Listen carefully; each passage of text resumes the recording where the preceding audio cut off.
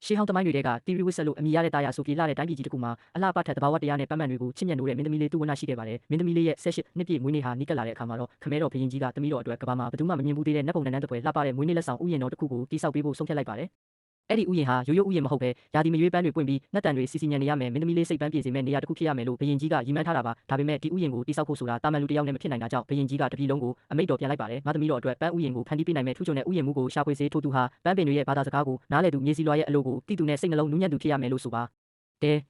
့သတင်းစကားဟာတပြည်လုံးပြန့်နှံ့သွားတဲ့အခါနန်းတော်ရှိကိုလူပေါင်းများစွာရောက်လာကြပါတယ်ပထမတစ်ယောက်ကငွေကြေးအင်အားနဲ့ရှားပါးပင်တွေကိုဝယ်ယူစိုက်ပျိုးနိုင်တဲ့တထေးကြီးဒုတိယတစ်ယောက်ကကြောက်တုံးကြောက်ခဲတွေနဲ့ခမ်းနားအောင်လုပ်ပေးနိုင်တဲ့နန်းတွင်းပြည်သူကပညာရှင်တို့ဖြစ်ကြပေမဲ့ဘရင်ကြီးကသူတို့ကိုသဘောမကျပါဘူးသူတို့ရဲ့မျက်လုံးထဲမှာအလှပထက်ဂုံချက်ကိုပဲတွေ့နေရလို့ပါရှောက်ထားသူတွေကုန်ကန်ဒီအချိန်မှာတော့နန်းတော်တကားဝကိုဖုံးဖုံးတွေပေးချင်နေတဲ့အင်ကြီးအဟောင်းလေးနဲ့လူငယ်တစ်ယောက်ရောက်လာပါတယ်သူ့လက်ထဲမှာဘာတဲ့တနာမှမပါပဲရွှွန့်စည်းတွေပေးနေတဲ့အိုးလေးတစ်လုံးထဲမှာနွမ်းလျက်လျပန်းပင်လေးတစ်ပင်ပဲပါလာပါတယ်နန်းတွင်အမတ်တွေကသူ့ကိုနှိပ်ထုတ်ဖို့စူးစမ်းကြပေမဲ့ဘရင်ကြီးကကန့်ကွက်လိုက်ပြီးမင်းမှာဘာပညာရှိလို့ငါသမီးတော်ရဲ့ဥယျာဉ်မှုဖြစ်ချင်ရတာလေလို့မေးလိုက်ပါတယ်လူငယ်လေးကပြုံးပြီးအရှင်မင်းကြီးကျွန်တော်မျိုးမှာရွှေငွေမရှိပါဘူးဒါပေမဲ့ကျွန်တော်မျိုးဟာနွမ်းလျနေတဲ့အပင်တစ်ပင်ကိုပြန်လဲရှင်တန်အောင်ဘလို့ချုံမြူရမလဲဆိုတာသိပါတယ်ဥယျာဉ်ဆိုတာအမိန့်နဲ့တိဆောက်ရတာမဟုတ်ပဲမေတ္တာနဲ့ပြိုးထောင်ရတာမျိုးမို့လို့ပါလို့ပြန်ဖြေခဲ့ပါတယ်အဲ့ဒီစကားကြောင့်ဘရင်ကြီးဟာစိတ်ဝင်စားသွားပြီးလူငယ်လေးစိတ်တက်ကိုသမီးတော်ရဲ့ဥယျာဉ်မှုအဖြစ်ခန့်အပ်လိုက်ကနန်းတော်ရဲ့တီးတက်မြေကွက်လက်တစ်ခုကိုပေးအပ်ခဲ့ပါတယ်စိတ်ဓာတ်ဟာတခြားသူတွေလိုပန်းပင်တွေကိုစွတ်အတင်းမဆိုင်ပဲမြေကြီးကိုနားထောင်တဲ့လေပီလာရဘက်ကိုကြည့်တယ်ပြီးတော့ကျဲတာရရဲ့အနေထားကိုကြည့်ပြီးမှဘယ်အချိန်မှာဘယ်အပင်ကိုစိုက်ရမလဲဆိုတာဆုံးဖြတ်ပါတယ်ဥယျာဉ်တော်ကြီးတဖြည်းဖြည်းပုံပေါ်လာတဲ့အခါမင်းသမီးလေးတူဝနဟာနေတိုင်းလိုလာကြည့်တတ်ပါတယ်စိတ်ဓာတ်ကတော့မင်းသမီးလေးရဲ့ခြေတံကြားယုံနဲ့ရင်ခုန်တန်တွေမြန်လာခဲ့ရပြီးမင်းသမီးလေးရဲ့နူးညံ့တဲ့စိတ်ထားနဲ့ပန်းပင်လေးတွေကိုကျင်ကျင်နာနာကိုင်တွယ်ပုံကိုမြင်ရတဲ့အခါအချစ်ဆိုတဲ့ပန်းတိုင်ကိုတစ်ဖက်သက်လှမ်းမှတ်မိသွားပါတယ်ဒါပေမဲ့သူဟာနှိမ့်ကြတဲ့ဥယျာဉ်မှုသူမကမြင့်မြတ်တဲ့မင်းသမီးဖြစ်နေတဲ့အတီးကသူ့ကိုအမြဲနောက်တော့စေပါတယ်တနေ့မှာတော့မင်းသမီးလေးဟာစိတ်ဓာတ်ရဲ့တဲနန်းလေးထဲမှာထူးဆန်းတဲ့ဗေဒင်ကျန်းစာအုပ်ချို့နဲ့ကောင်းကင်မြေပုံတွေကိုတွေ့သွားပြီးစိတ်ဓာတ်မင်းကပန်းဆိုင်ုံတင်မကဘူးကောင်းကင်ကကျယ်ရီကြောင်းလဲနားလေလာလားလို့စူးစမ်းမင်းမြတ်ပါတယ်စိတ်တကကျွန်တော်မျိုးဟာကံကြမ္မာရဲ့အသွားလာကိုအနှဲငယ်ရေးစားမိုံတင်မှာမင်းသမီးလို့နှိမ့်ချစွာပြန်ဖြေတဲ့အခါမင်းသမီးလေးကသူမရဲ့ကံကြမ္မာကိုဖတ်ခိုင်းပါတော့တယ်မင်းသမီးလေးကသူမရဲ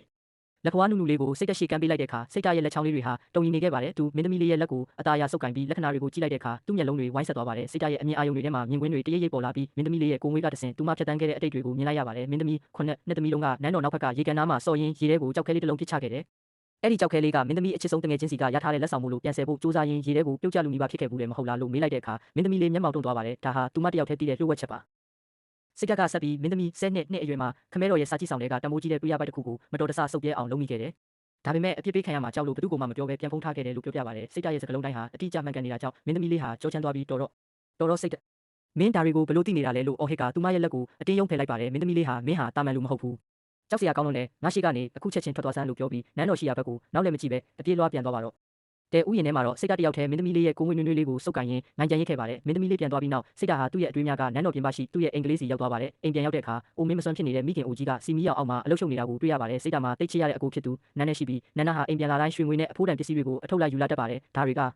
ေကကုန်တယ်ရီစီကကူညီရင်းရလာတဲ့အခချင်းငွေတွေပါအမေလို့အမြဲပြောပေမဲ့စိတ်ဓာတ်ကတော့မတင်ကြပါဘူးအကိုအင်ဂျီမှာတွေးဆုံနေတတ်တယ်လို့သူ့မျက်လုံးတွေထဲမှာလည်းတစုံတစ်ယောက်ကိုကြောက်လန့်နေရတယ်လို့ခဏမငြိမ်မှုတွေကိုမြင်နေရပါတယ်မိခင်ဖြစ်သူကတော့အကြီးကောင်နန်းနာကိုအမြဲစိတ်ပူနေပြီးစိတ်ကမင်းအကိုကအနေရများတဲ့ခရီးတွေသွားနေရတာသူ့ကိုဘေးရန်ကင်းစေခြင်းလို့အမေဒီသားရေကျိုးလေးကိုချစ်ထားတယ်မင်းရဲ့ပညာနဲ့အကိုအတွက်အဆောင်လက်ပတ်လေးဖြစ်အောင်တစ်ခုခုလုပ်ပေးပါဦးလားလို့တောင်းဆိုပါတယ်စိတ်ဓာတ်ဟာမိခင်ကမ်းပေးတဲ့သားရေကျိုးနဲ့ကြောက်စင်းစလေးကိုကင်ပြီးအကိုထံရောက်လာမဲ့အနေရတွေကိုသူ့ချိုသိနိုင်အောင်ဒါမှမဟုတ်ကောက်ွယ်ပေးနိုင်အောင်စိတ်ဓာတ်နဲ့တွန်းလှုပ်လိုက်ပါတယ်ထိုလက်ပတ်ကိုပေးလိုက်ပြီးနောက်တစ်နေ့မှာပဲနန်းနာဟာခရီးထက်ထွက်သွားပြန်ပါတယ်မင်းသမီးလေးတူဝနရဲ့18နှစ်ပြည့်မွေးနေ့ရောက်တဲ့နေ့မှာစိတ်တဖန်တီးထားတဲ့ဥယျာဉ်တော်ကြီးဟာမယုံနိုင်လောက်အောင်လှပနေပြီးတိုင်းနန်းတွေကတပြည်လုံးကိုပြန့်နှံ့နေပါတယ်ဘရင်ကြီးဟာအလွန်ကျဉ်းသွားပြီးစိတ်မင်းဟာငါသမီးတော်အတွက်ကဘာမှအလှဆုံးလက်ဆောင်ကိုဖန်တီးပေးခဲ့ပြီဒါကြောင့်ငါကိုတော်မြတ်ကမင်းကိုစုတစ်ခုပေးခြင်းနဲ့မင်းဘာပဲတောင်းငါဖြည့်ဆည်းပေးမယ်လို့ကတိပေးလိုက်ပါတယ်လူများကရွှေငွေတောင်းမယ်လို့ထင်ထားပေမဲ့စိတ်ဓာတ်ကတော့ဘရင်ကြီးရှိမှပစစ်တုတ်ထိုင်ပြီးအရှင်မင်းကြီးကျွန်တော်မျိုးမှာရွှေငွေရတနာမလို့ချင်ပါဘူးကျွန်တော်မျိုးတောင်းဆိုချင်တာကမင်းသမီးလေးရဲ့လက်ခွားနုနုလေးကိုတစ်ချိန်လောက်မျက်မျက်နုနုနမ်းရှိုက်ခွင့်ရဖို့ပါပဲလို့ရှောက်ထားလိုက်ပါတယ်ထိုစကားကြောင့်မင်းသမီးလေးဟာရှက်စိတ်နဲ့ဒေါသကြောင့်မိုက်လာချီလာစိတ်ဓာတ်နှိမ့်ကြတဲ့ဥယျာဉ်မှုတယောက်ကငါရဲ့ကိုခန္ဓာကိုထိပါဖို့တောင်းဆိုရဲတယ်ပေါ့လို့အော်ဟစ်လိုက်ပါတယ်ဘရင်ကြီးလည်းဒေါသလိမ့်လိမ့်ထွက်လာပြီးမင်းဟာငါရဲ့ရရောမှုကိုအခွင့်ကောင်းယူပြီးငါသမီးတော်ရဲ့ဂုဏ်သိက္ခာကိုစော်ကားလိုက်တာပဲဟဲ့စစ်တီတော်တွေဒီကောင်ကိုအခုချက်ချင်းဖမ်းဆီးပြီးမြေတိုက်ထဲမှာထောင်ချပစ်လိုက်စမ်းလို့အမိန့်ပေးလိုက်ပါတော့တယ်တညတော့အချိန်မှာဝေယုံနဲ့ခြုံထားတဲ့လူတစ်ယောက်ဟာဇေဒီတော်ကြီးရဲ့စိန်ဘူးတော်ကိုခိုးယူသွားခဲ့ပါတယ်တပြည်လုံးပေါ်လောရိုက်နေပေမဲ့ဘယ်သူမှခြေရခံလို့မရပါဘူးတကယ်တော့စိန်ဘူးတော်ပြောက်တဲ့အချိန်ဟာစိတ်ဓာတ်ဥယျာဉ်တော်ကြီးကိုအချောတက်နေတဲ့အချိန်နဲ့တိုက်ဆိုင်နေခဲ့တာပါစိတ်ဓာတ်ဟာပင်မလာတာကြောင့်ညရည်ရီတကုံမှာရေသွားချိုးတဲ့အခါရေအောက်ကြောက်တုံးကြားမှာညှက်နေတဲ့စိန်ဘူးတော်ကြီးကိုတွေးလိုက်ရပါတယ်တခိုးဟာတစုံတယောက်လိုက်လာလို့ခိတဝက်ထားခဲ့တာပါစိတ်ဓာတ်ဟာစိန်ဘူးတော်ကိုကိုင်းကြည့်လိုက်တဲ့အခါသူ့ရဲ့ပညာအရဝေယုံနဲ့တခိုးဟာဘယ်သူလဲဆိုတာမြင်လိုက်ရပါတယ်အဲ့ဒီတခိုးဟာသူအတိကျင်ဆုံးဒါပေမဲ့မဖြစ်စေချင်ဆုံးလူဖြစ်နေခဲ့ပါတယ်စိတ်ဓာတ်ဟာတခိုးရဲ့အသက်အန္တရာယ်ကိုစိုးရိမ်တာကြောင့်လူမသိအောင်ပဲရွာလန်းကကြောက်တုံးကြီးတစ်ခုပေါ်မှာစိန်ဘူးတော်ကိုတိတ်တဆိတ်တင်ထားခဲ့ပါတယ်နောက်တစ်နေ့မှာရွာသားတွေပြန်တွေ့ပြီးဘရင်ကြီးစီဆက်တက်ခဲ့ကြပါတ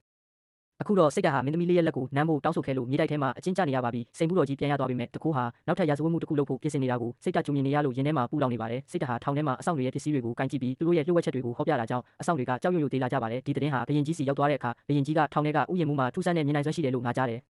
သူ့ကိုအခုချက်ချင်းငါရှိခေါ်လာခဲ့စမ်းလို့အမိန့်ထုတ်လိုက်ပါတယ်စိတ်ဓာတ်ဟာခြေချင်းလက်ထိတ်တွေနဲ့ရာဇပလင်ရှေ့ရောက်လာတဲ့အခါမင်းသမီးလေးကစိုးရိမ်စိတ်နဲ့ကြည့်နေပါတယ်ဘရင်ကြီးကဝိယုံနဲ့တကူဟာဘယ်သူလဲဆိုတာမင်းဖော်ထုတ်ပေးနိုင်မလားလို့မေးတဲ့အခါစိတ်ဓာတ်ဟာနှုတ်ဆက်နေခဲ့ပါတယ်တကူဟာသူ့အချစ်ဆုံးသူဖြစ်နေတာကိုသူသိနေပေမဲ့ဘယ်သူလဲဆိုတာကိုဝန်မခံခဲ့ပါဘူးဘရင်ကြီးကစိတ်ဓာတ်ကိုမြေတိုက်ထဲမှာပြန်လဲကျုံနှောင်ပြီးတကူအမိကိုဖော်ထုတ်ဖို့နှီးမျိုးစုံနဲ့နှိပ်စက်စေပါတယ်စစ်တီတွေကချိန်ညံပေးတဲ့အစာဖြစ်တဲ့မျိုးမျိုးချင်းချောက်ပေမဲ့စိတ်ဓာတ်ဟာနာကျင်မှုကြောင့်ညီးတွားယုံကလွယ်လို့တကူရဲ့အမိကိုလုံးဝနှုတ်မဟခဲ့ပါဘူးဘသူကိုကာကွယ်နေတာလဲလို့မိတိုင်းတွေးဆွနေတဲ့နှက်ခမ်းတွေကိုတင်းတင်းစေးထားယုံသာတတ်နိုင်ပါတယ်နောက်ဆုံးမှာတော့ဘရင်ကြီးကဒီကောင်ဟာငါရဲ့တီးခံမှုကိုအခွင့်ကောင်းယူနေတာပဲဒါကြောင့်ဥယျာဉ်မှုစိတ်ဓာတ်ကိုမနှက်ဖြန်နေထွက်ချိန်မှာအကွက်မြက်ခံစေလို့အမိန့်ချလိုက်ပါတယ်နေဝင်းနီနီထွက်ပြလာချိန်မှာစိတ်ဓာတ်ဟာကွက်မြက်ရာဆင်းမြစ်ထက်ရောက်နေပါပြီဘရင်ကြီးရဲ့အမိန့်အရာရှိတဦးကစိတ်ဓာတ်ကိုနောက်ဆုံးဆန္ဒမေးတဲ့အခါစိတ်ဓာတ်ကကျွန်တော်မျိုးမှာတခြားတောင်းဆိုစရာမရှိပါဘူးမင်းသမီးလေးထံသို့စာတစ်စောင်ပေးဖို့ခွင့်ပြုပါအဲ့ဒီစာကိုမင်းသမီးလေးကိုယ်တိုင်ဖတ်ပြီးရင်ကျွန်တော်မျိုးကိုတတ်ချင်တယ်လို့တတ်နိုင်ပါပြီးလို့ပြောပါတယ်စိတ်ဓာတ်ဟာစာကိုအမြန်ရေးပြီးမင်းသမီးလေးစီပေးပို့လိုက်ပါတယ်မင်းသမီးလေးသူဝနာဟာစာကိုဖွင့်ဖတ်လိုက်တဲ့အခါမျက်နှာဟာဖြူဖြော့သွားပါတယ်ရှင်ထဲမှာစိုးတက်လာပြီးမျက်ရည်တွေစီးကျလာပါတော့တယ်သူမဟာအယူတယောက်လိုမလုံးနဲ့ရက်လိုက်ကြပါငါမသွားပြီစိတ်ဓာတ်မတေပါနဲ့ဦးလို့အော်ဟစ်ဆိုင်ကြီးတင်ရင်ငိုကြွေးရင်လူအုပ်ကိုတိုးဝေကဆင်းမြင့်စီကိုအားကုန်ယုံပြေးပါတယ်ဒါပေမဲ့အရာရာဟာနောက်ကျသွားပါပြီနေအောင်အောက်မှာဓာတ်တစ်ချက်ဝင်းကနေလက်သွားပြီးစိတ်ဓာတ်ရဲ့ဦးကောင်းဟာမြေကြီးပေါ်ကျသွားခဲ့ပါပြီမင်းသမီးလေးဟာတွေးအိုင်တွေကစိတ်ဓာတ်ရဲ့ရုပ်အလောင်းကိုကြည့်ပြီးဆိုင်ကြီးတင်ရင်ငိုကြွေးပါတော့တယ်စိတ်ဓာတ်ဟာတေဆုံးသွားတဲ့တိုင်အောင်မင်းသမီးလေးကိုကာကွယ်ပေးနိုင်ခဲ့တဲ့အတွက်ကျဉ်းနေတဲ့အလားသူ့မျက်နှာမှာငြိမ်းချမ်းမှုတွေရှိနေခဲ့ပါတော့တယ်